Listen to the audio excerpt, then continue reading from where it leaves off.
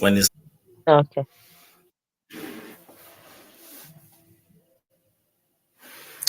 perfect.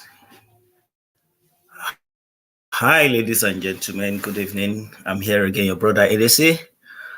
It's a privilege to be here again. I know that I've been away for quite some time now.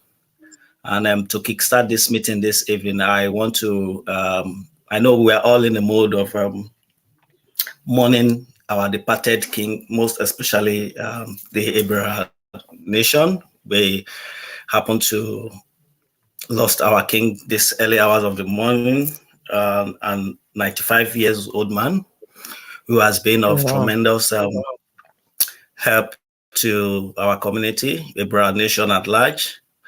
We sincerely sympathize with the families. We sympathize with the entire Ibra nation, the governor of the state, and the Federal Republic, the president of the nation as well. I will pray that God will give him a sound rest, even as he joined his ancestors. And we pray that the coming king will also learn from his wisdom, learn from his mistakes, so that he will be able to uh, conduct and rule the affairs of Abraham nation well in peace. The man has actually lived well. He lived over 94 years, as I heard and from my own research. So, great King Ado Ibrahim, may your soul rest in perfect peace. And Mhm. in remembering him, I want to observe 1 minute silence on this live show.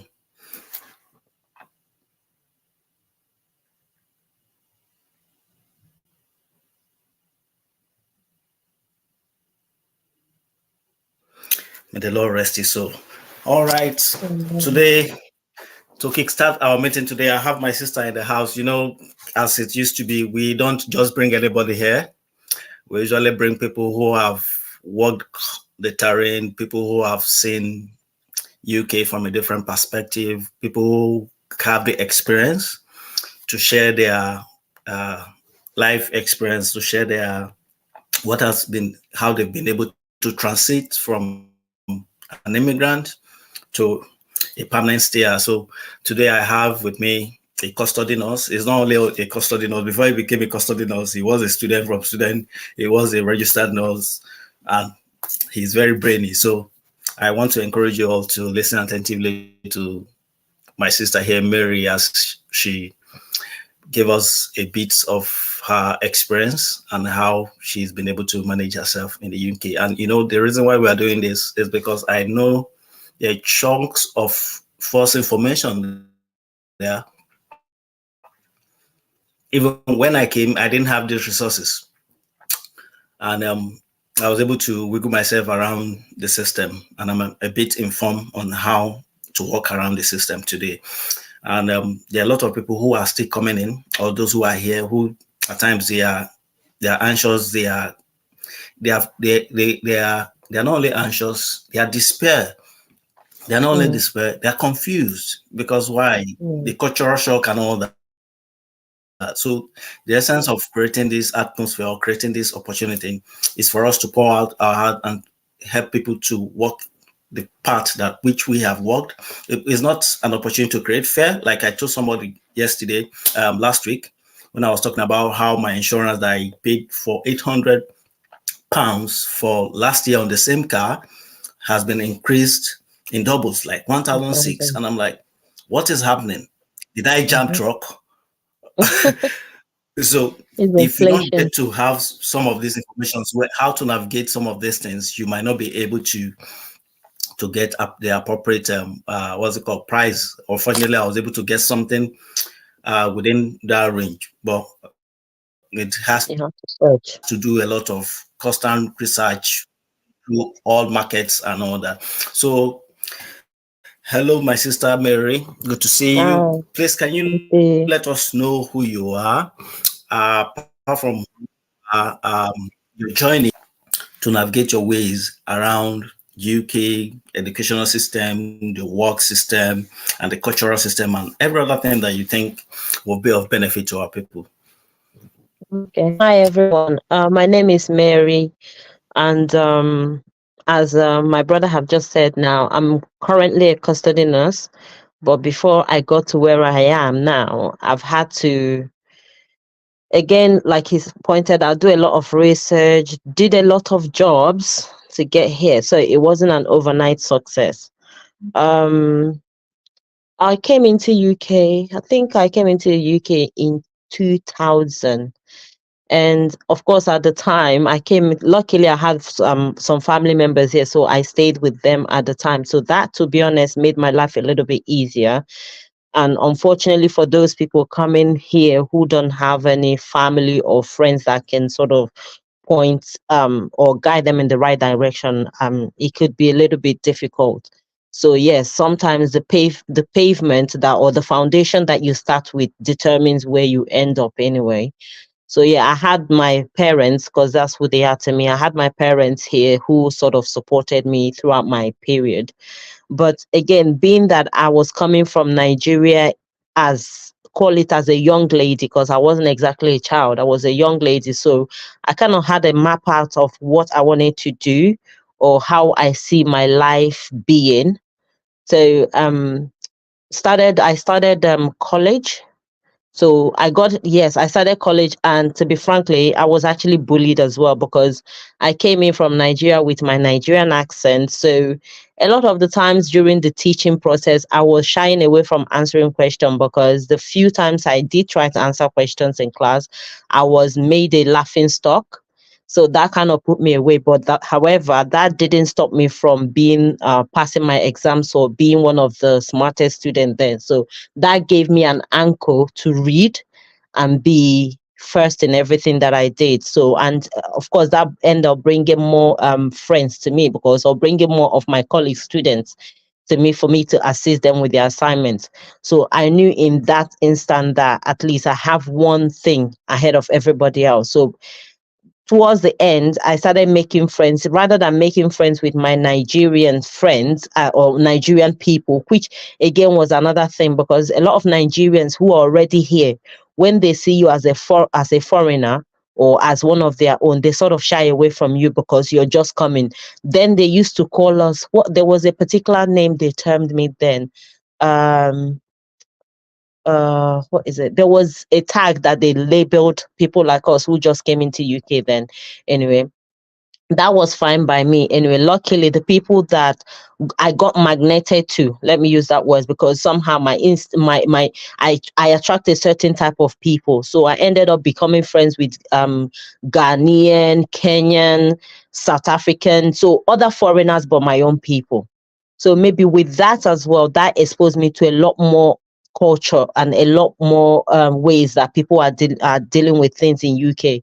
So with time, I get to sort of see how things are. And unfortunately, being a Nigerian and coming from a Nigerian parent house, I wasn't allowed to dress the way other people are dressing.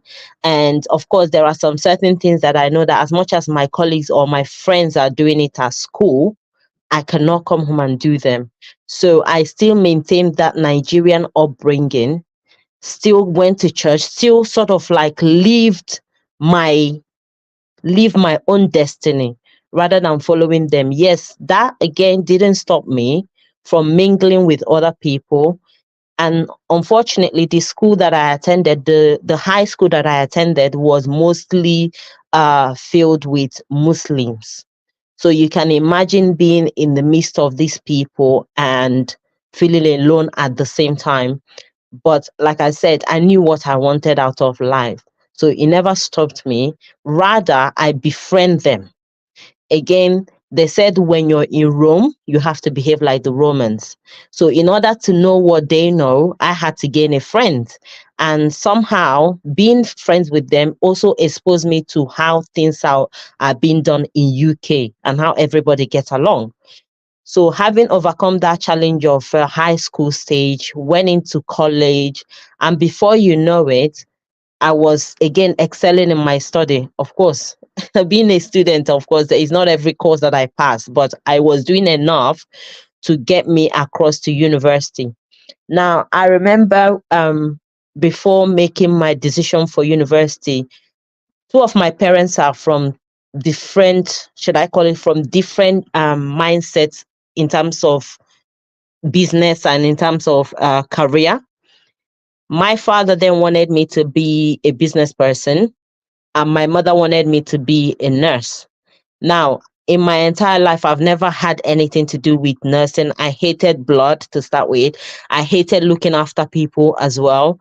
So the idea of me being a nurse was out of the world for me.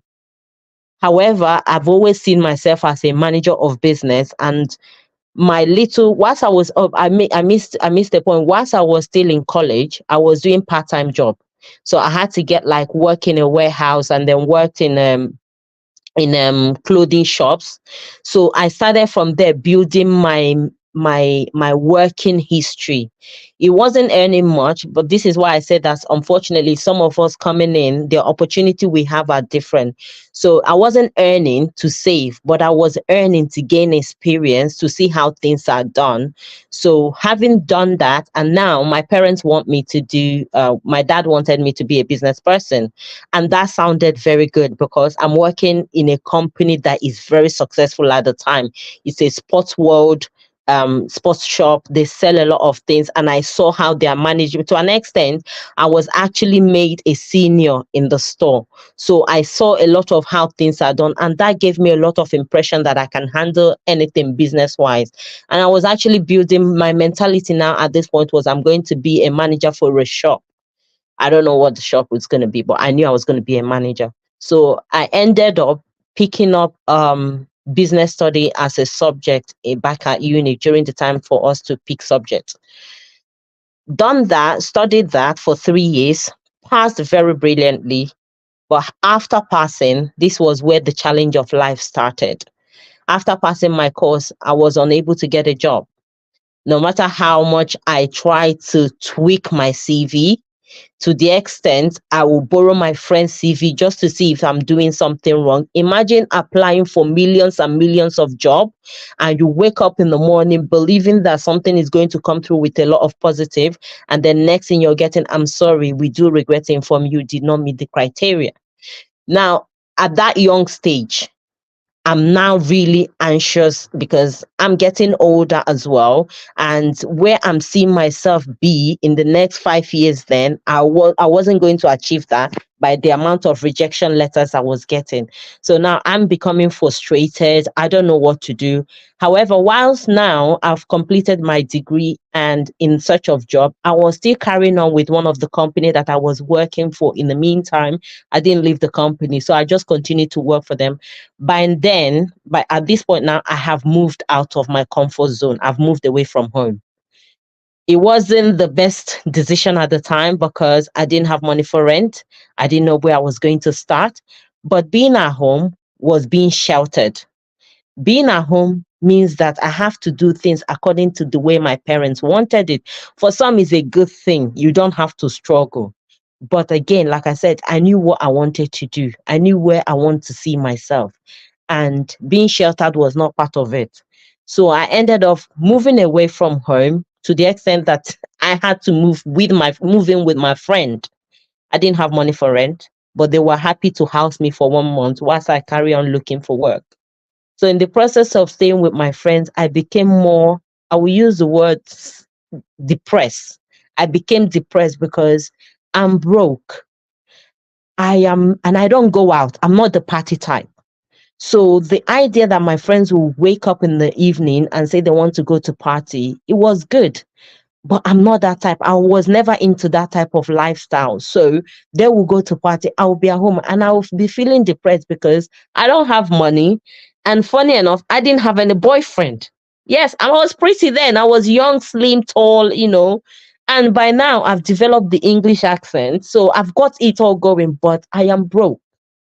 So I think it came to a point where I spoke with one of no, one of my friend, one of my again, see, this is why I say sometimes the people you hang out with will determine your next step. So one of my South African friend that I used to hang with, I haven't seen her after we graduated because whilst I did my business study, she took a career in health. So she did radiography. So At this point, she's come back into town because she was away for a while. And then she was telling me how successful she has been with her job, that she's making a lot of money. And for me, money is all about money. The rest comes later. So the minute she said that, I felt a little bit jealous because we graduated the same time. But look at her, she's successful. She's driving a car, and I'm still staying with my friends. And I'm struggling to make ends meet. Yes, my parents are there. I could have easily moved back home, but that wasn't what I wanted. I want to be independent. I want to also say, yes, I have my own house. I can drive my own car. So having my friend having told me that, oh, she done this course, and this course, immediately she finished, she got a job. That made me start thinking, what else can I do? Now I've tried the business industry. I'm not getting a job. And to be honest, at some point, I got an administrative job. That was where my life changed. Having gotten that job, I went to work. Few times I went to work, I was falling asleep at the desk. I didn't like that, because why would I come to work to come and be sleeping? The job was becoming boring because all I would do every day is type a letter, or email somebody, or make phone calls to some people, because there's a young lady next to me at the time. She enjoyed it, but I wasn't having fun with the job. So I came home one day and I gave him my resignation letter.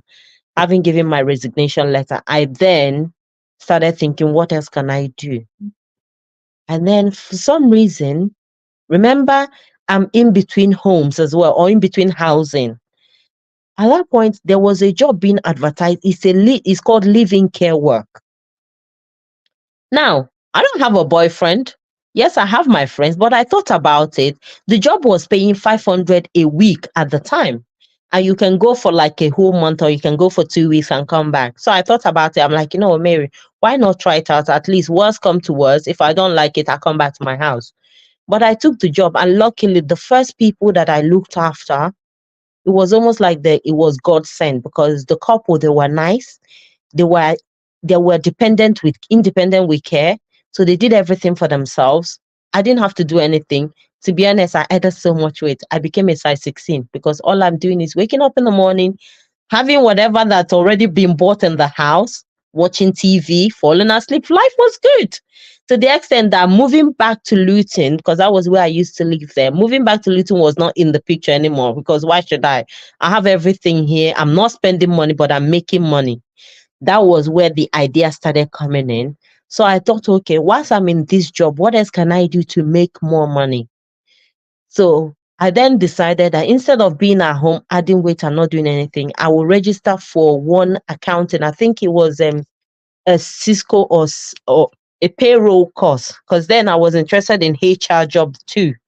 So I registered for that course, and I spent, I think, near enough £2,000. I have money. Do you understand? I was working and making money. So for me, £2,000 then was nothing. I spent £2,000, but I couldn't do the course. The course, you have to do it online by yourself. That was when I knew that is not me. Studying alone is not for me, because as much as I tried to, I never got into it. That for a whole year, that course went, the money went. That was fine. So I come home one day, and I remembered what my friend said, that she did radiography and she got a job and she's making money then. So I thought, okay, now I'm doing support work, and I've been doing it for near enough 6 months. I've gathered enough experience. What else can I do? Now, another thing I didn't want to do was that going to study again for a second time means that I will have to take some sort of finance. So that sort of deterred me from wanting to go back to university. But then I decided, okay, how do I avoid taking a loan, or how do I avoid taking any finance to support myself? Because if I decide to go back to university, I have to survive somehow. At that point, I thought, okay, let me do my research about doing nursing. See what nursing, because I heard that this was back in those days, that people who did nursing don't have to pay any school fees. So now I've done my research. I've contacted the university. I'm qualified to apply for the course. So, and they were giving what they called a bursary that time. That was a free money that you can get to support. It's a little money, but it does help to pay off a little bills here and there. So I thought, okay, I could do the course. It's free for someone like, because by then I had become British, because you need to understand that I started high school in this country. So by the time I got to university, I have now become 10 to, I think, maybe up to 10 years by then. So again, I had to grab the opportunity of working my papers in the meantime. So I think my story is sort of different in the sense that when I first came into the country, I didn't come in as a student. I came in I was underage. So I was adopted by my parents then. So my paper issue wasn't issue at all. So because I had that paper going, then when I then finished, I realized that I can actually apply for my British passport straight away. Again, I did that because I thought if I keep waiting, the money for it will go up, and as life had it, there's always challenges. So whilst I had the money, I closed my eyes and I applied for my British passport straight away by myself, and I got it done. So now moving into now how I apply for my nursing. So contacted the university. They said I was qualified because, again, remember, I've done my first degree as a business student. So I've got that degree to go with.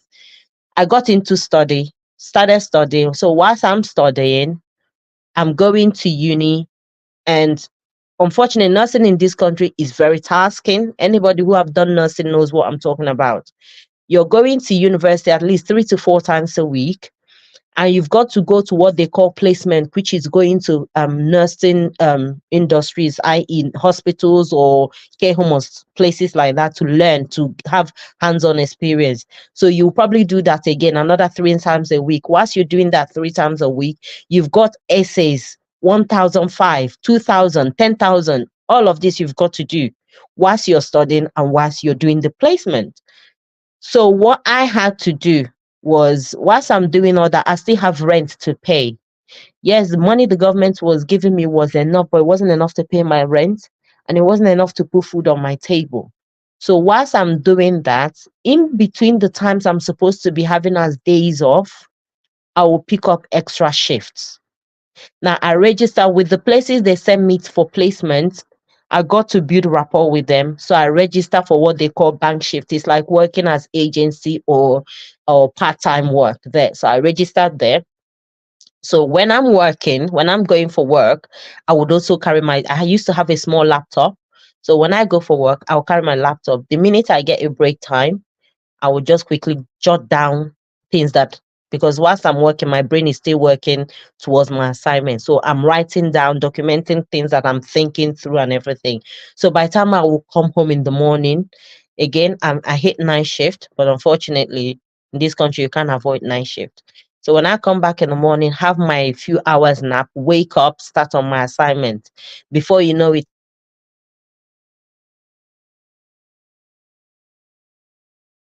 more than 2 times, because then if you get caught and you're not surviving with your assignment, or you're not passing your assignment, you can get called up in the amongst the teachers or the lecturers. And if you get called up amongst the lecturers, then if there's any issue at work, as in whilst you're on placement, the people that were your mentor can raise it up with your teacher. And unfortunately, in this country, that will be attributed to the fact that you're working.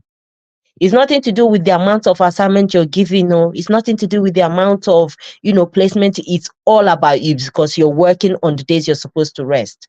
So I knew that from day one, that I have to be careful. So, and sometimes, to be, being in Nigeria, you still have to do what you have to do. Sometimes I would, instead of the days I'm meant to go for lecture, look at the lectures that I feel that I don't need to attend. Maybe lectures that I already know what they're going to talk about, that is, they won't clock on. This was back in the days. Again, things have changed now. I will give my swiped card, because that's how we register in class. So I will give my card to a colleague to swipe for me whilst I go for work. Can you hear me? You can hear me? Yeah. Oh, okay. So I would give my card to my colleague to swipe for me whilst I quickly go, especially if it's on overtime for weekends, because on the weekends you get paid more. So whilst I do that, of course, again, I don't neglect my school, neither did I neglect my assignment. So I will make sure I still submit assignments on time. However, when I start to know, something happened to one of my colleague back in those days, where she was, unfortunately for her, she was the breadwinner of the family. She's a matured student, and she would work hours and hours. She got called up for it, and she never qualified till today. At the time she was being, or issues, or she was facing this challenge, I need to cut down on my own shift. So I make sure I stick to 2 times a week. At least with 2 times a week, I still have the rest of the week to go to school, do my assignments, and I'll still have enough rest. So that's what I did. And to be honest with you, I went through 3 years of university with no debt, at least for my second degree. I didn't have any finance to pay off. I managed to pay my rent till today. My landlord didn't have anything negative to say because I kept on top of my bills, and I live within my means. That's what I will call it. I lived within my means. Like I said, I wasn't the party type. So when there's parties to go, I usually tell my friends I don't have money. If they can pay for me to get into a club, because I'm still a girl at the end of the day and a young one. By this time of my life, I think I was heading towards my 30s. So marriage now was on the card. So yes, this is time for me to also bring myself out there, because being a Christian and being brought up in a Christian, I can pray from heaven and earth, and husband is not going to come to my house. So I will still go out. If my friends are willing to pay for one or two drink, I will go with them.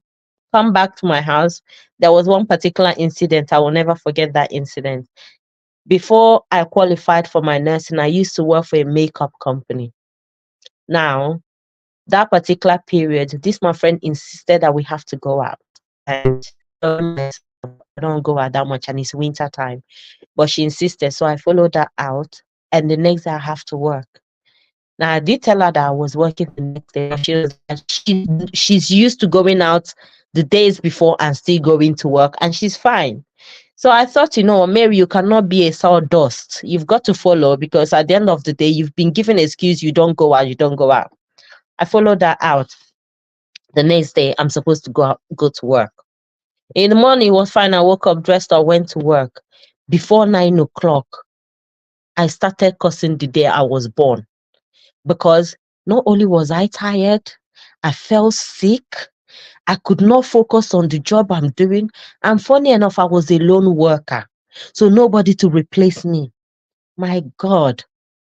And it's not the period where you had phone that you can look at things on social media to distract yourself. You're just standing there, because I was a salesperson and I was feeling sick. I didn't care who was looking. At that point, I just stood down on the ground, just sort of closed my eyes for 5 minutes. Then there was no toilet nearby where you could say, okay, let me go to toilet and take 5-10 minutes break. Toilet didn't used to be closed by then. So I just stood on the floor and just closed my eyes for 5-10 minutes. Omo, can't see customer. Lucky, thank God, my manager didn't catch me anyway. But the customer woke me up from sleep. But I learned my lesson then. Mary, never do things that you cannot handle. This girl, she's used to doing that and she survives it. How she does it, I don't know. But me, it's not in my system. I'm not built for that life. And like I said, that was the first and last. The next time she called me for clubbing, I said, no, I'm not going, because I knew who I am. I cannot be her. And I don't have the same lifestyle she does. She's got the luxury of, if she's tired, she can call off sick. I don't have that. I'm the only one surviving for myself. So having learned that experience, I never repeated it. So when it comes to going out, like I said, living within your means. When it comes to going out, if I have the money, I'll probably go. But most times I don't always, because in this country, bills take priority, and especially if you want to maintain what they call credit score.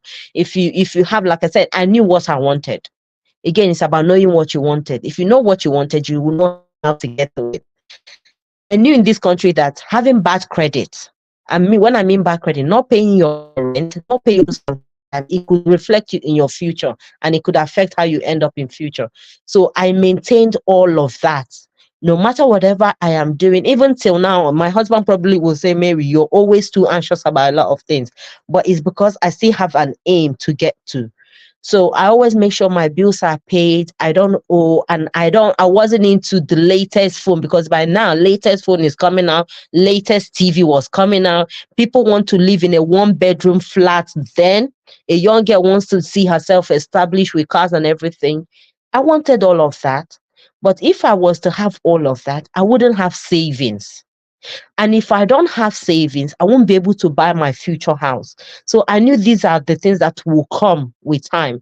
So what I used to do was make sure I'm paying all my bills, I'm going to work, I'm clearing my debt. Up until, okay, like I said, husband stage comes, because as a young girl in this country, another thing for you to always tell yourself the truth, because at the time, my friends were acting like marriage was not an issue. Again, if you follow your friends in what they're doing, you might miss your own future, you might miss your own destiny. I knew I wanted to get married, and I was hungry for a husband, but I tried several relationships in this country, it didn't work. And like I said to you, my first relationship that taught me a lesson again was with my own people, Nigerians. And being a young girl who, at that time, of course, I'm no longer naive like I used to be. I used to believe in so much love. I used to believe that my husband will come sweep me away, pay all my bills and all of that. I had that dream as a young girl. But the first man I met, he was Holy Ghost filled. And you know, Nigerians now, when they are Holy Ghost filled, you believe that he will love you, he will not cheat on you. But where he was the most womanizing man I've ever met. This guy, he will tell me he's praying with the ladies. Meanwhile, two ladies are sleeping in his house. Me, that is his girlfriend, will not even go to his house to sleep. But he has girls in his house sleeping.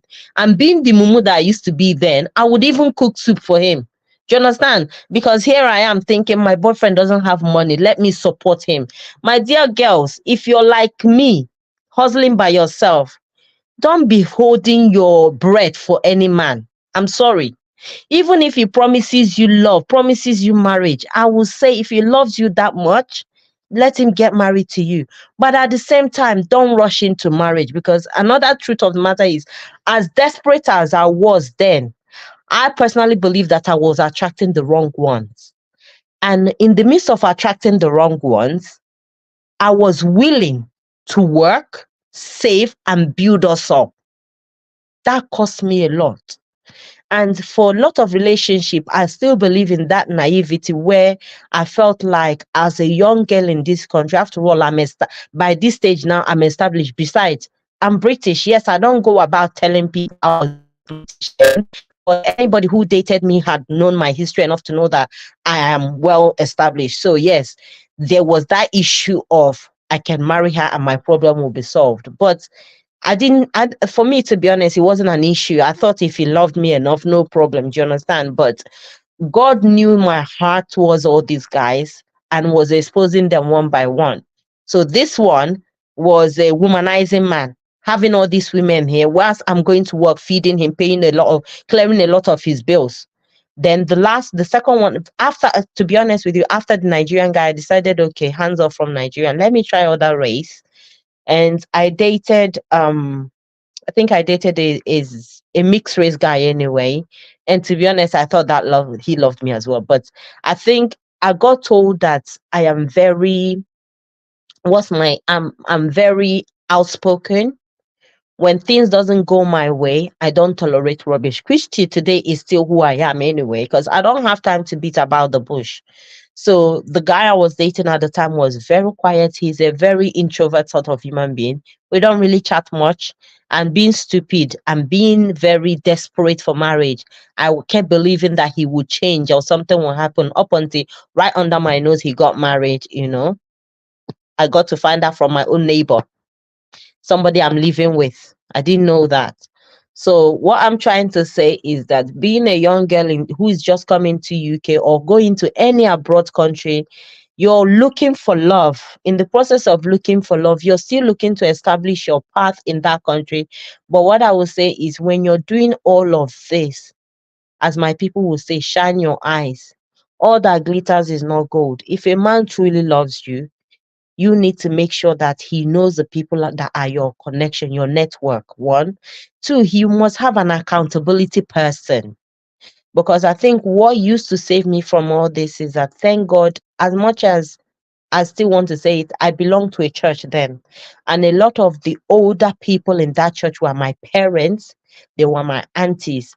And anybody I was dating at the time, they are aware of it. Especially one auntie, she knows a lot about my relationship history. I don't hide anything from her.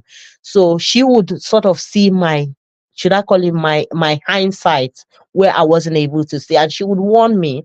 And yes, I didn't used to listen, but I was listening, if that makes sense. I will take on board what they have said and I will be watchful. So I got to a stage in life where I sort of said it was now between myself and God. No more looking for man. That makes sense. I wasn't looking for man. Let me focus on building my career up. After all, I want to buy a house. I want to own a car. Even if at the end of all these things, I don't have a man, it's okay. God will sort me out. And it wasn't that I was being Mary Amaka, as they say. I wasn't dressing to cover up. I was still looking as sexy as any young lady, dressing well, but I was contented with myself. You understand? Because it's another thing to say you're contented and you're still feeling lonely and depressed and you're drinking. You don't need to drink to, make yourself happy. By building your life, eventually the right man will find you. And in it, like I said, in this country, you still need to go out. Don't stay. If you're a young lady in UK, you need to go out. That's Don't true. stay at home and thinking that a man will find you. You need to That's go out true. with your friends. It doesn't mean you need to live the same lifestyle your friend might live, because the truth of the matter, some Man girls might here, go that out, we won't get drink. enough man in Nigeria. Do you understand? You know what you Mm, want. And I know, yeah, I know that there's a saying that if you find a man in the club, he will dance away back to the club. I'm sorry to say that is not always the truth. The only way we socialize in UK is by going clubbing, going to weddings, going to parties. Unless if you know one auntie, one uncle that can introduce you, then fair enough. But if you don't, my dear, if you need to go, I will still say it with my hands on my chest. If you need to go clubbing, go clubbing. But like I said, shine your eyes. Not all that glitters is good, but do your research. Don't be naive. Don't ask questions. What are your ambitions? What do you see yourself in the next few years? Who are your parents? Do you talk to your mother? Do you talk to your sisters? What do you do on your spare time? Get to know the person first before you start saying, I love you, because the truth of the matter is when the men start talking to you, you're going to fall for it. So I made sure that as much as I stopped going clubbing like I used to go, I was still trying to find a husband. And to be fair with you, I had a few, yes, I had a few suitors, but you know what I mean? A few suitors that were not my type of suitors. I still have my selection, I had my standard. But I think by my early 30s, my standards start to reduce, because I was telling myself the truth. This is UK. By then, I start to realize that men in this country, unfortunately, they are not as, should I use the word? They are not as in terms of maturity, let me use that word, they are not well matured to the level of a Nigerian girl who was brought from home would be, if that makes sense. A lot of men in the UK believe that they will find love. Again, most of them don't have ambition. They don't. That's the truth. They're happy to keep living in a rented apartment, building, buying everything on credit. It's okay if you're happy with that lifestyle. But like I said, if you know what you want, you will know how to get it. So I start to see all of that and I wasn't happy. And I had a lot of male friends that are my friends, proper friends that I could call brothers. And I used to tell them, these are my choices. I want to get married, but I don't want a man that has already, this was my preference. I didn't want a man that already have kids. I didn't want a man that have baby mama issues. I want a man that is clean, pure, that we can build together. I don't mind if we're going to start from the bottom up, but I also need to know that this man has the same interest I have.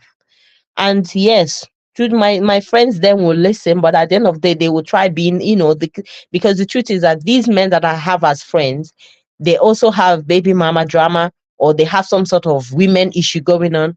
But being single and a successful lady, I'll call myself at the time, everybody was attracted to me and I wasn't. So these people that I'll be confiding in terms of I'm ready for relationship, they would want to come over on top or come and try. But I knew what I wanted. I said no. So moving forward to how I got to where I am, well, more or less am now. So having completed my degree, and again, because in this country, sorry, I'm sorry, just reading something. Because in this country, if you are a nursing student, you're guaranteed a job at the end of your course. So at this point, I've completed my course. The companies that I have done placements with or have worked with as student, they're happy to employ me. So, and I think if you're coming into UK for study, first of all, do researches on the countries you're going to, because what might work for UK might not work for America, it might not work for Canada. Now, in UK, health industry, doesn't matter what sort of health it is, health industry is the way to go. If you want, you can study IT also works.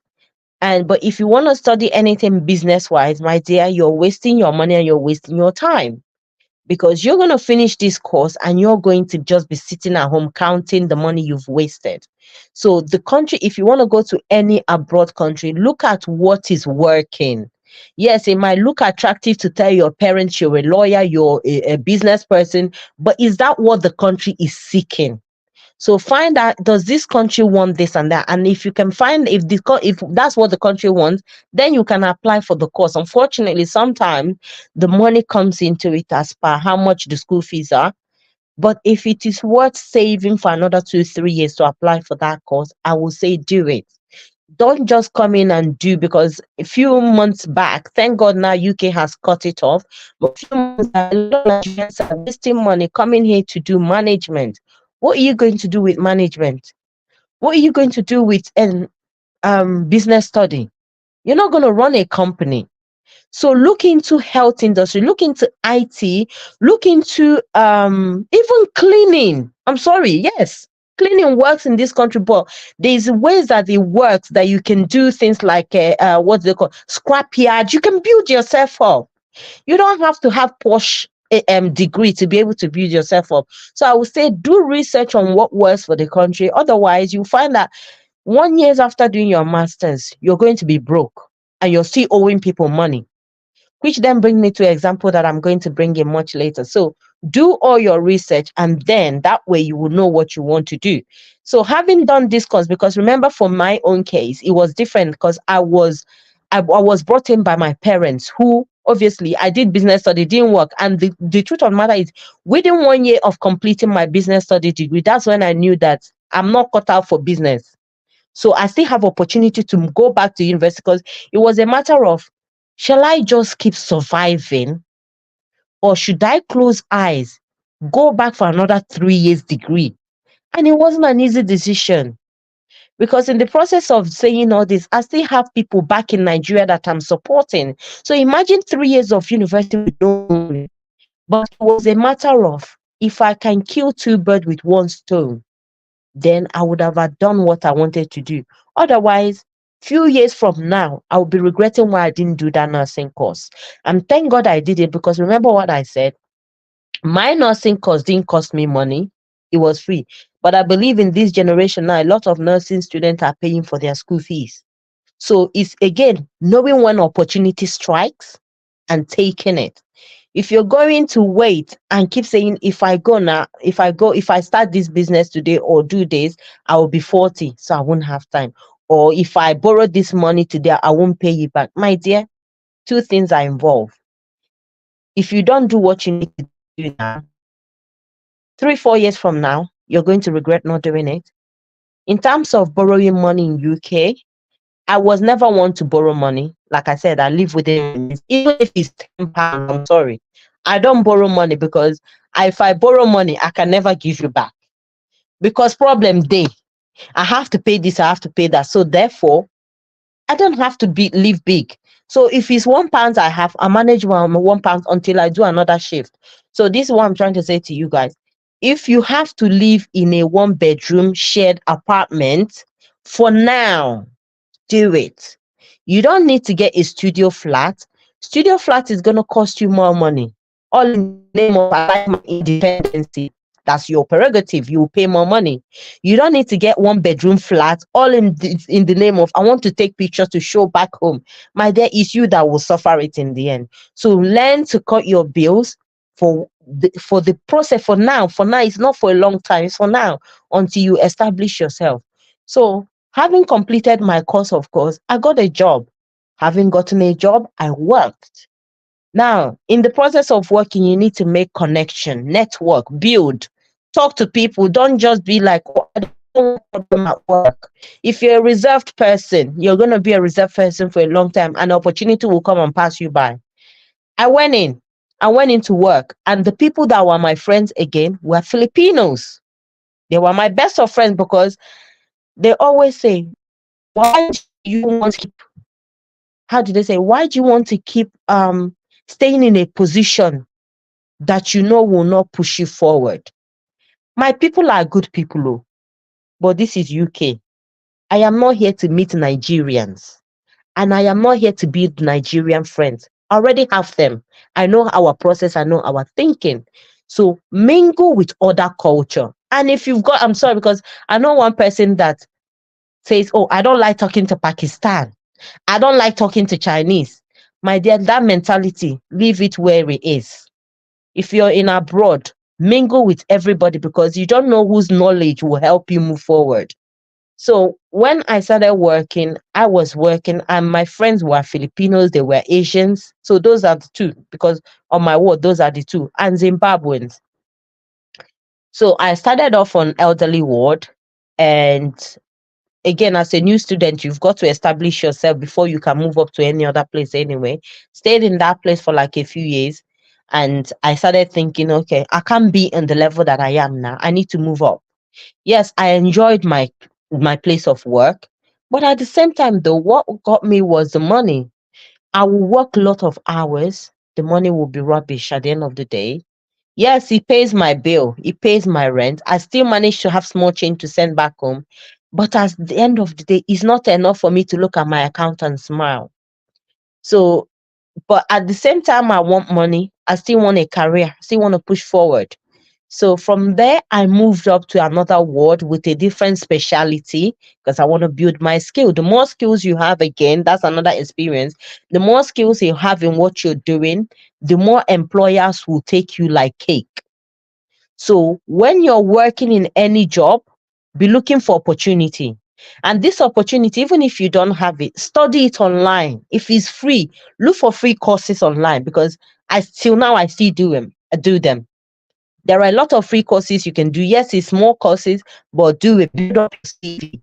Make sure you're doing something that will set you apart from another person because, especially now, like we were talking earlier with my brother NSC, that now the job industry is well saturated and the country now takes a British person, well established person before they will consider any foreigner without experience. So if you're coming into UK now, in this time, present time that we're in, you come in and you're still struggling for jobs. So whilst you're struggling for job, go online. If there are free IT courses, free healthcare courses, there's few. There's few anything that you can see, mental health courses, there are a few of them. Study them, add them to your CV whilst you're waiting for experience. Now, depending on how long you're waiting for experience for or waiting for job, you could also do volunteer around your local areas. All of this shows to people that you have what they call customer service skill. When they talk about customer service skill, it's not until you work behind a till or sell something. By talking to public members, you're building customer service skills. So do that as well if you can. And then belong to other like events going on in your community if you can. Go out for running if there's something like that going, because like where I live, we've got like such events where you have running group, tea groups, things like that. Bring yourself out a little bit. Yes, it is scary, especially if you're alone, but don't let that deter you. These people, they are not monsters. They don't eat people. They're only there to make friends. So get yourself involved in community spirit, and then hopefully in the process of it, you might see one older or elderly person that will tell you, oh, my sister-in-law is looking for a carer. Like that, you get a job. you know. So do things like that. So in the meantime, for myself anyway, I've now started building up my skills to the extent that at the point I moved on to a specialty, I start telling them that I want to go up to a level. And I was promised that level. But unfortunately, something happened that made me think I'm not going to stay here anymore. So at the time it was my turn to move up the ladder, the manager that promised me up a ladder left. So now the Filipino industry are now growing where I worked. And before you know it, they are promoting each other. So someone like me, I was the only black person on my ward, was left behind. And that made me feel really low. So rather than staying at that level, I start telling people, even them themselves, the one that are my friends, that I want to leave. I want to build up my skill, and I don't see myself getting this opportunity. And like joke, before I knew it, a lady came to me, a Jamaican lady. Again, she's one of my friends. She came to me. She said there's a position going in the police industry and is paying so amount that it's a scary job to go into, but it is worth it. She herself, that job unfortunately was actually sent to her to apply because she wants to move as well. But because of fear, she refused the job and linked me to that job. And to God be the glory till today, I'm still in the job and I'm moving up the ladder because most of the companies I've worked or have promoted me up to a level. But the only thing is I'm not accepting those level is because it will impact on my family for now. So I'm waiting to such a stage. But the current place I'm working, because I've worked in two police, no, more than no, three police custody. The third one is where I am now. Each of the two police custodies have offered me higher position. Again, like I said, when I go into a job, I don't go into a job to settle. I go into a job for what I can get out of it that can push me to the next level. So, having gone into the police industry, and from there, the next stage for my life now was okay. Oh, by the way, yes, I did talk about family. So I am married now with a child. But in order for me to get married, I got to a stage in my life after I couldn't find a husband in UK. I had to start looking outside. And one of my male friends was actually the mother of my male friend was one that linked me to my husband. So you see, this is why I say open your mouth and talk. Don't hide in a closet because your blessings might be waiting through somebody else. Yes, I know people say, how do they say, don't discuss your next plan. My dear, there are some plans you need to discuss. I am not saying the plans that you know would affect you so much, is in sense that the plan that you know is not yet hatched. You don't need to discuss. But there are some certain plans that you know that if I don't talk to somebody about it, I won't get to my next level. Now, I've got a sister that is in her stage of finding a husband, and I have tried to tell her. And fortunately for her, she's in Nigeria currently, and I've tried to say to her, talk to people to link you up with a man. And her story is, I don't like people that people introduce me to. Fair enough, it's your prerogative. You're getting older, but you never know the ones that people would introduce you to that will be your missing rib. So anyway, one of my friends' mother was one that sort of introduced my husband to myself. And the minute I met my husband, we chatted. And I told him, listen, I don't care if you want paper. Me, I'm looking for a husband.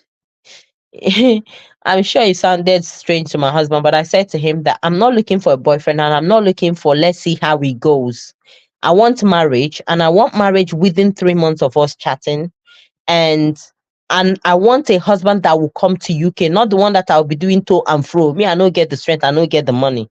So by the time I laid down what I desired, I told him, go and think about it. If it is what you want, then we can talk further. And funny enough, he didn't think about it. As I'm saying all of that, he seemed to be ticking the boxes. He's happy with it. And the funny thing is, I never got to a stage where I started questioning, does he want me for paper? It wasn't in my agenda. That is the truth. And even if he was, I said to myself, the fact is, I want to be married. I want to start building my family. If this man truly wants paper, there's nothing stopping me from giving him paper. After all, the paper I had Somebody gave it to me. And that's another mentality I want us people to also adapt. Holding your paper is not going to give you job. Holding your paper is not going to give you a husband. Neither holding your paper is going to build your house. Yes, you have your paper. And yes, you have to guide it because you worked for it. But at the same time, is that paper going to give you a husband? So this is why I'm saying that you've got to know yourself, know what you want in life. When you know all of this, then you can build around it and you will not just fall for anything you can marry. Luckily for me, I felt like my husband was already made for me. That is the truth. Even to today, he's still made for me because the kind of person that I am, I work hard. I can get angry easily. And when I want something, I want something. Does that make sense? And when I mean want something, it's not something trivial. It has to be like, when I want a future, I want that particular future. And to God be the glory, he's supportive enough. He would just say, okay, you take the lead, I will follow. So when I met him, he was part of my prayer point, but I wasn't buying the altar of God that do you understand? Because that's another thing. God has given us blessings in this world. And this blessing doesn't require crying and fasting for it. When you know, you know.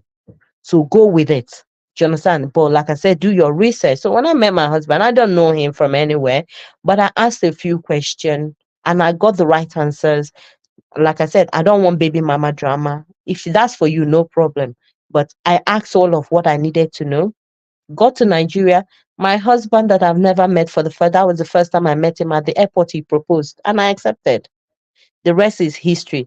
So we went home, met his people. From at his house was when I called my parents to tell them I'm getting married. It's for me. It wasn't for my father. It wasn't for my mother. It's for me. Do you understand? I knew what I wanted and I found what I wanted. And it doesn't matter how the rest of whether he has money or whether his house, I wasn't interested in that. The fact is this man has agreed he will leave everything, he have to come abroad with me. This man has agreed to marry me. This man said he will follow me to the end of the earth. That was good enough for me. The rest we can build up. I don't care whether he's marrying me for. Do you understand what I'm saying? So this is why I'm saying know what you want, so that when you know when you yourself know what you want and you see it, you will definitely know. But when you're waiting for somebody to tell you this is what you want, my dear, you're going to keep missing it. And this also went for my career, and it's the same principle for my career. I saw a job I wanted. This lady told me about it. I wasn't scared whether the prisoners will stab me or kill me. What I was interested in, how much money is paying, and if I have to see any person in the cell who is going to be with me, how does the opportunity within that industry work? So these are the things that made me to take the job. It was a fast opportunity, and truthfully, it is a fast opportunity because from there I've got promoted. I'm making a lot of money. I am not stressing myself doing shift like I said earlier, because I was talking with brother NST about shift work. I don't have to keep working. I'm contented with the few I'm doing, and to the extent now they're offering me a master's course. They're going to pay for it. And with that master's course, I don't know. I don't want to be there is what they see, like all this when you watch all these criminal movies and you see all these people going to like death scene to do forensic and stuff like that. That's where it's supposed to take me. But I don't think I'm cut out for that life. There's other things I want to do.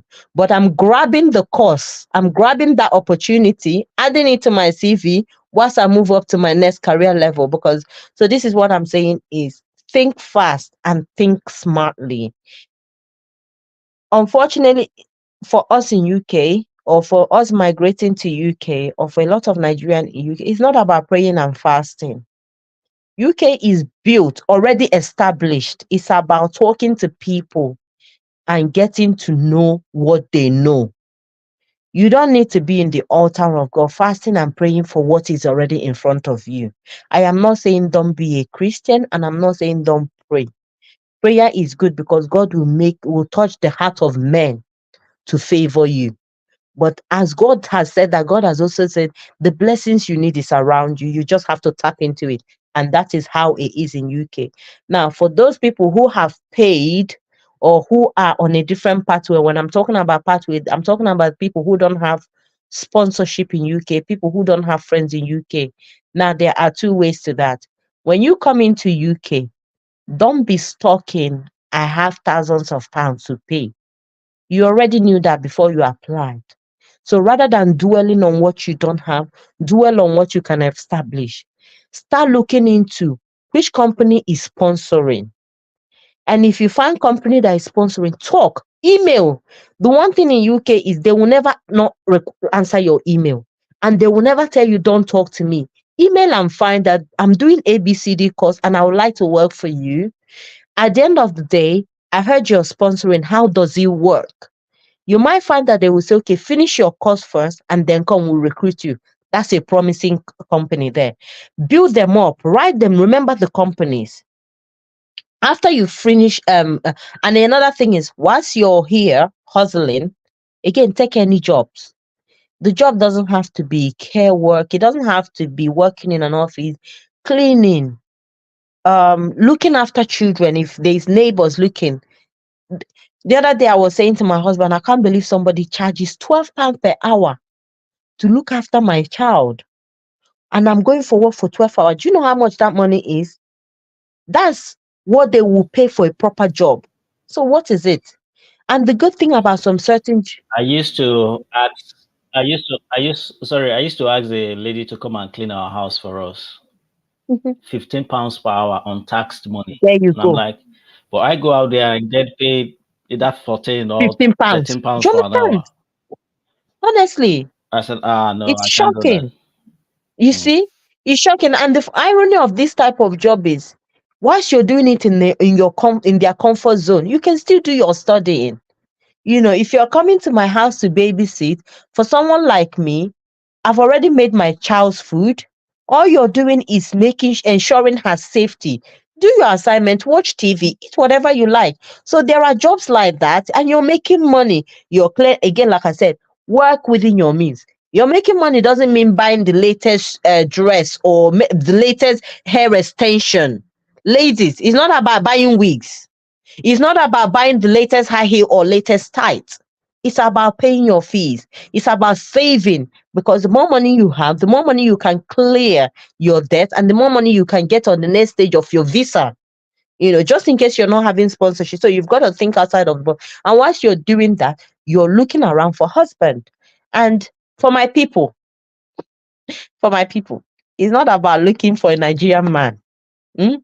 And it's not about looking for a white man.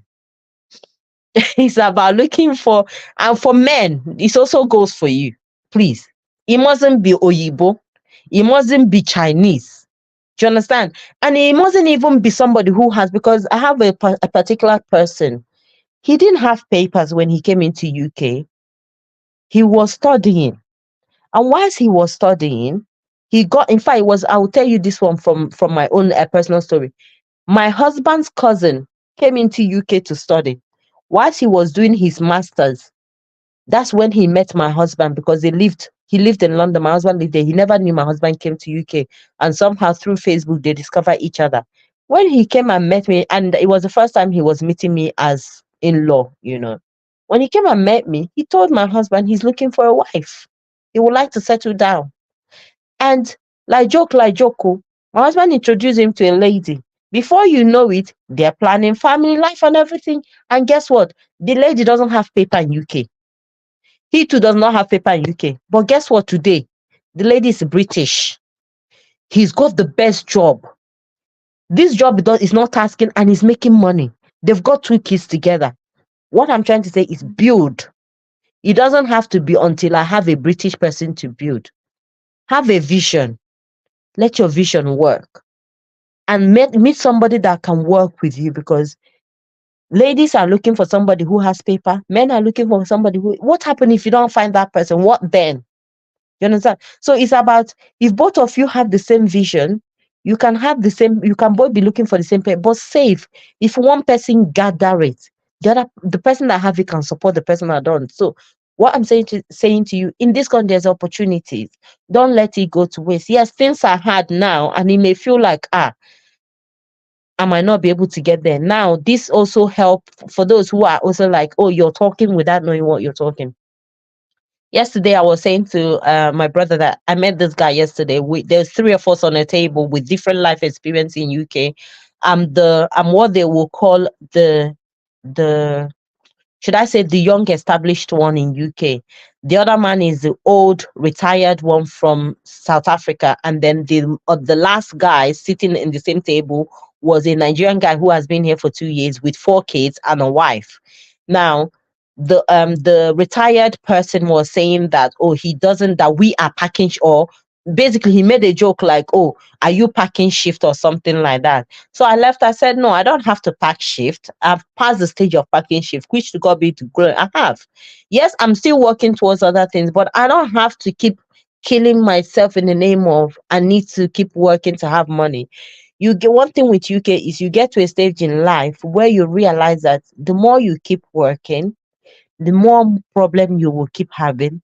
And again, your health, the most utmost things is your health.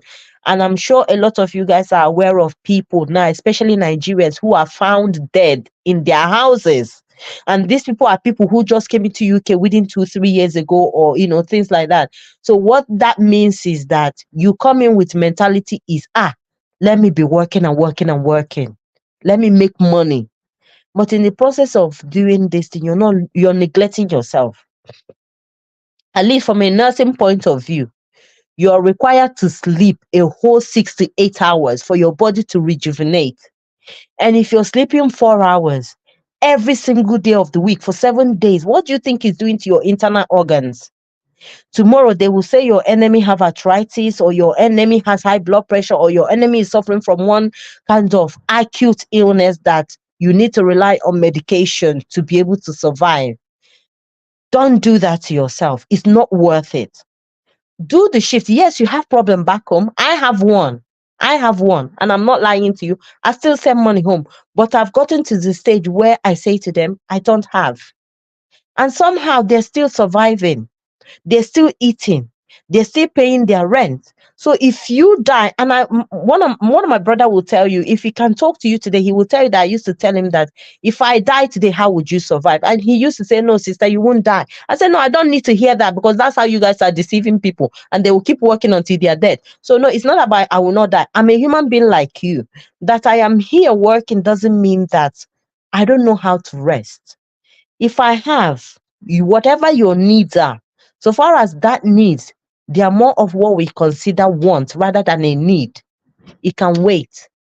When I have, I will send. If I don't have, I will find another way for you to be able to get that means. So, my dear, it's not about working. Yes, you have bills. Yes, you have debt.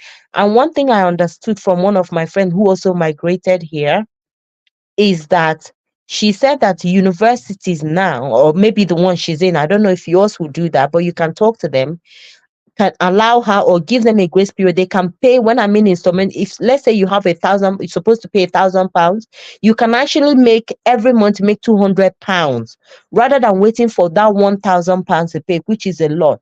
So even if it's £100, you can go to the finance department, make that payment, make that 100. So what they want to see is that you're making payment. So until you're not about to graduate, now two things can happen towards there. It's either they won't allow you to graduate until you complete your payment, which is fine and good. The good thing is you have finished your study with success. Clear your payment and get your graduation certificate as later on. You don't need to kill yourself to do that. And if the university says no, I am 100% said this is UK, there is always a way out. So you don't need to keep working, especially if you're a parent with kids and a wife. Please don't do this to yourself. You're the sole earner of your family. These children, you brought them here to give them a better life. And if you die, what is the point of the better life for them? You've left your wife with a struggle to now start surviving and borrowing money. It's not worth it. So live within your means. And again, another thing the guy was saying, because the older guy was saying that he doesn't need to work because he's here now. Just the job that he's doing is more because he's bored. So he doesn't need to work, and he did show me his empire. So what he's done is he's invested, because like I said, he's an older guy. Whilst he was back home, he had an investment. He was into agriculture, because even me myself, I was impressed with the land of acres of land he has with full of greeneries. And he's the type of person, according to him, he can supply all the supermarkets in this whole UK. So that's to tell you how wealthy he is back home. And yet here he is in UK. Now he's working the way he's working. Like I said, he's not killing himself. He's working at a balanced level. Whereas if it's from some of our people, you've got this investment and you're still greedy. You must pack shift. Who are you deceiving? It's you. You're old. Get some rest. You don't need to order shift in order to make yourself feel good. You already have your things working for you back home. Your children here are living a good life. Why are you killing yourself on shift? Spend time with your family. Take them on holiday. Yeah? It's a good investment too. Your children will thank you for that. Now, for myself, like I said, I was the middle one. I came in here when I was young. So to an extent, I've established myself now. I'm at a point where I've got my husband, I've got my daughter. By God's grace, our family is going to expand. We want a bigger house, but we're at a level, both of us at a level where we don't need to kill ourselves every day we're doing shifts. And even today, I was talking to my husband about it, that for him, because me, I know my pattern. I've said to him, you need to cut down on the way you work every single week, and ask him, what is your days off? Days off is not for me and you to sit and quarrel. Days off is you can sleep, watch TV, but so far as you're in this house, lying down on the bed, because like I said, you don't know what your organs are suffering. You might be saying to yourself, I'm young, I'm okay. Heaven forbid you go to work, you fall. And the first fainting episode you would have at work is telling you that something seriously is wrong. For men, please, if you have headache, don't say it's just headache and take paracetamol. If you're registered with a doctor, get yourself checked. Something as they say, is cooking. Headache is not just headache. Yes, there's stress headache, and if you've got stress going, cut down on your stress. See what is causing that headache. Do every 6 months to a year. Call your doctor. Tell them you want to do what they call a health check. They will check your blood pressure, blood sugar. It's free. It doesn't cost anything. This is part of looking after yourself. Sleep 6 to 8 hours, at least one day out of the whole week. Take it off. Yes, you're counting the double money you will earn, but as you're counting the double money you're earning, count your health. It's important. For women as well, unfortunately, I will say it, the level of infertility going on in this generation is more than anyone can take. If you're a young lady who isn't married, look after yourself. Eat healthy, sleep, drink water. Again, manage your stress level. These things you might take it lightly now, but when you get in your husband's house, you will find out that the things you did today is affecting the things you're doing tomorrow. So look after yourself.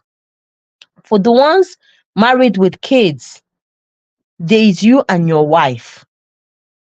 I know there is childcare issue going, but don't be what I call a hoarder. Don't be a greed. You tell your wife to sit at home and you go and work because you want to save in childcare. What you're doing is you've neglected your children because you're working 7 days out of 7 days. You're not seeing your kids. By the time you come back from work, your children are asleep. 1. 2, your health is going down the drain. 3, you're packing this money and yet all of them are going on bill. So who are you deceiving? Share the childcare equal. Have a day off. That day off, you're spending it with your kids and you're resting. Let your wife get a job. Because I'm saying this from experience. I know somebody who is doing that. And to me, to be honest, it's painful to see it. You think you're helping yourself, and to God, true to God, this man I'm talking about every day is going to hospital for one ailment or the other. Because he's working 7 days out of 7, yet there's no money. Let your wife share in your burden. It will help because as your wife is working, you're resting and you're spending quality time at home. So surviving in UK is not that difficult. We make it difficult for ourselves when we neglect all the things I've pointed out because we are trying to work and survive. Speak to your university for help. Make friends with other races. Talk to them. Hear their mentality, how they reason, how they think. Because the person you're avoiding could be the person that could tell you, contact this company, speak to this person, or I know this job going somewhere.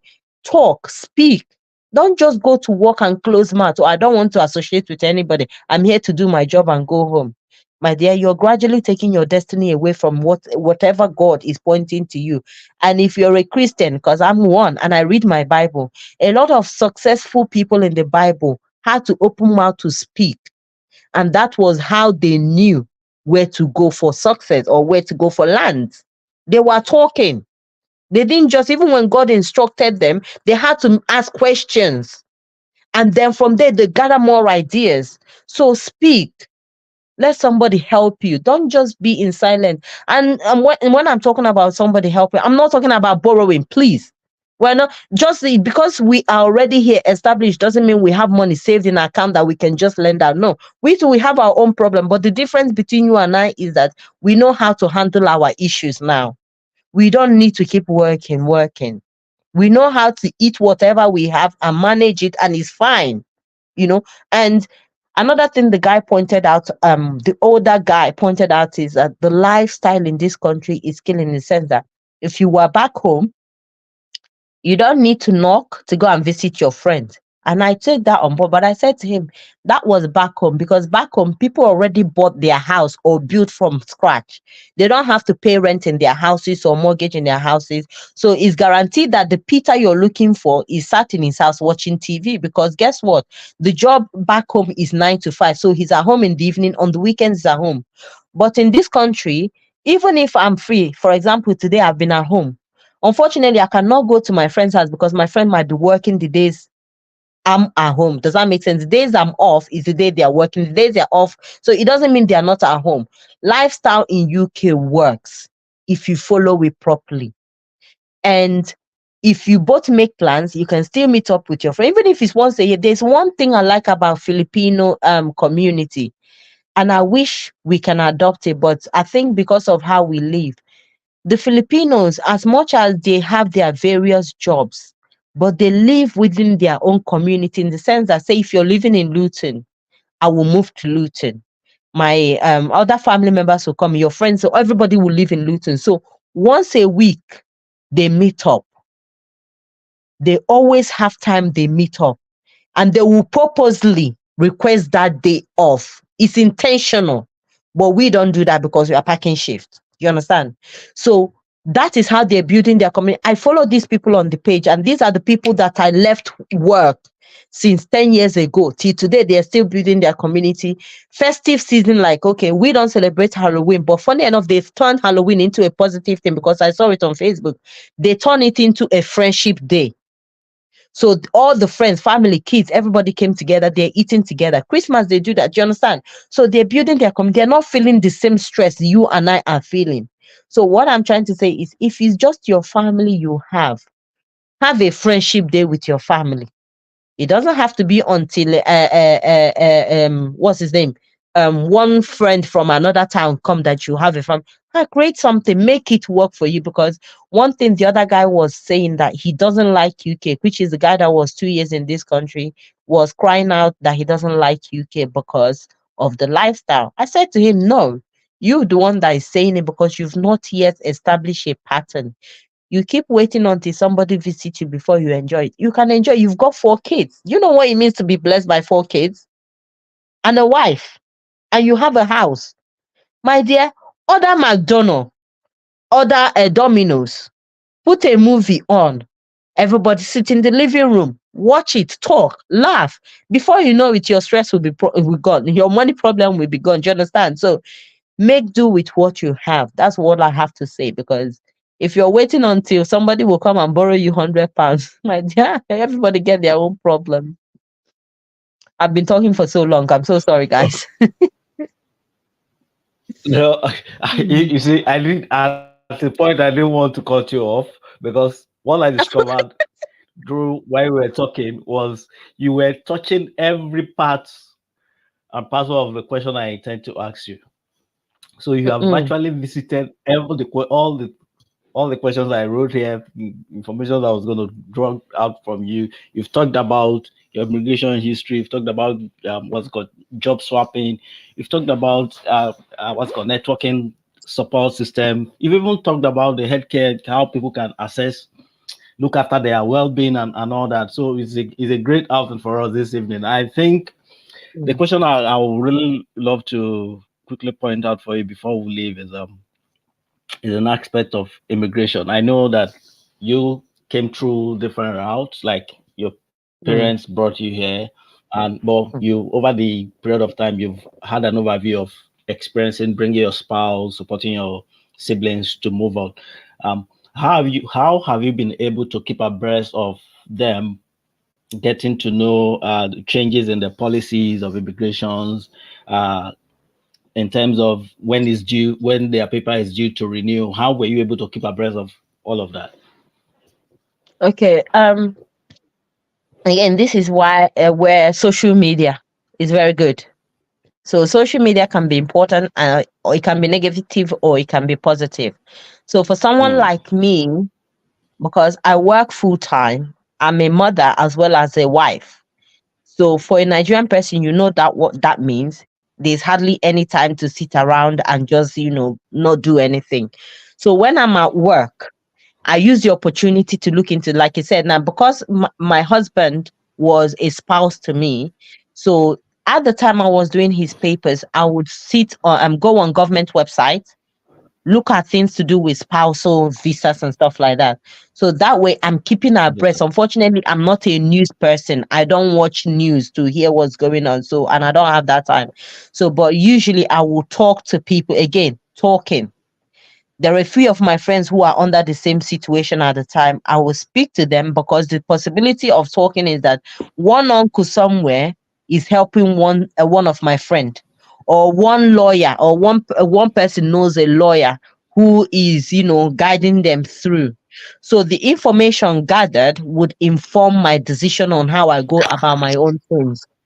And in terms of if I have any, if there was any question that was so difficult at the time I was doing for my husband, I don't think I encountered. At some point, yes, I was a little bit unsure. I will use that word of how to go about things, and I did contact one solicitor.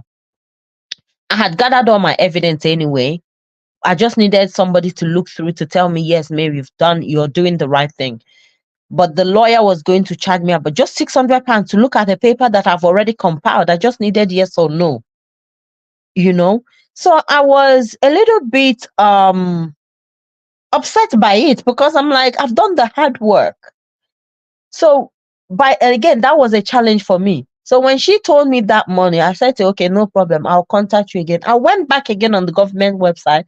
Now, at this point, I fine tuned all the information line by line just to make sure I understand it. And then on top of that as well, there was, again, I'm very good at randomly searching for things, if that makes sense. So I went on Facebook because I was now trying to think where else would the information be. That was when I discovered a particular group of people of citizenship on Facebook, and I was following them. Even till today, now that my husband is no longer requiring my assistance, I'm still in that group just to keep abreast of any information going on with immigration. So now, when it came to my own brothers coming in with his wife, again, I didn't so much, to be honest, I didn't so much had to do that work because all I had to do was guide him now. Because you know how they say, teach somebody how to fish, they will know how to fish. I had to guide him to the same government website. So information he will read. If he's not sure, he will then come back to me, and I will probably now sort of like, brush it over with him and everything. Because otherwise it will constantly be the same one person doing everything. And this is where I'm trying to also teach people, learn to share information and learn to teach, so that when you're reducing stress level on yourself as well, you don't have to be the only one doing it. So by doing that for him, and luckily he's quite should I say intellectual. So he was able to take over from where I left up. It was only on the minute information that we're not sure of. Then, because I'm here in UK, I will contact the university here to make sure that we're on the right track. Does that make sense? So that's all I have to say on that. So if there's information on visas you're not sure of, go on the government.uk website. Don't go going on any fake dodgy website. And if people give the information, don't just swallow it as well. ask them where was their information from, what is the source. You get the source, you yourself go back, because the issue is, do not blame anybody for your mistakes. You're intelligent enough to read, you're intelligent enough to use a phone, use it wisely. Type information on the phone, and I'm guarantee you that it will give you a signpost of where to go for that problem you may have. So I think that is it really. Thank you. I think for me, let me quickly chip in this point before we go. For those who are on student route, there are Facebook group that you can join. The essence of those groups is you get to hear people asking all sorts of questions that that has to do, or that is related to their visa specification. If you're on That's right. spousal route, you can also join a group. Yeah, people bring all sorts of. It's a community of different what's it called, nationalities, not just British Yes. people. We see Chinese, Pakistanis in those groups. I draw out a lot of what's called information from those groups, and because the way UK is That's right. structured in getting or in acquiring their papers, those on spousal, you might be on 10 years route, you might be on 5 years route, and because they Fine. constantly changing their policies, immigrations policies, That's they right. can wake up tomorrow and say, oh, they are going back. So you need to keep Mm. abreast. You need to you stay informed of what is Mm-hmm. happening. So when you join those group, those community, post question. There's no question that is stupid. Even if it's stupid Yes, that's question, right. there's somebody who will attend to your question for you, Attend and to from you. there you'll be able Yes, to you will be guided to make the right choice. I can tell you, since I came to this country, I have never used any lawyer that's right. to do my visa, my paperwork. All I need is arrange my paperwork. I don't even ask. I don't need to ask anybody to check anything for me. My wife used to be like, Mm-hmm. "Oh, Mm-hmm. how?" I said, "Don't worry, I will sort it out," and it has always come back Mm-hmm. to me. If your case are not Good. Yeah. complicated, if your immigration history is not complicated, you don't need spending money on a lawyer who Mm-hmm. is sitting in the office waiting for your money, because this money you Mm-hmm. are not picking them from the road. So instead That's of giving right. that money out, sit down with a laptop, a phone, browse, read, and document Mm-hmm. some of these things. The processes are very seamless. If you don't know, Yes. ring the home office number, the customer numbers, customer care numbers. They will be able to also guide you. My sister, I think we've really had a very wonderful time this evening. Thank you. I was looking forward to an Mm. overview, but what you've done today was like you took ownership of this whole space I'm and sorry. gave us what is important. And I'm very sure most people who are watching and those who are going to watch will be definitely be blessed by this cast this evening. They will really benefit from it. You're Thank you so welcome. much. My Say pleasure. my wishes to your family, my love to every one of I them. will. We'll see I very soon. will. Take care. You Bye. too. Take care. Bye. And to my audience, thank you for staying by today. It's been a wonderful time till I come your way again. My name remains Enesi, your one and only brother here, who is out to do what, to give you the right information and to see how you can make a swift progress on your sojourn in your what's it called, your progress in your transition in the UK. Till I come your way, guys, again. One love. Bye.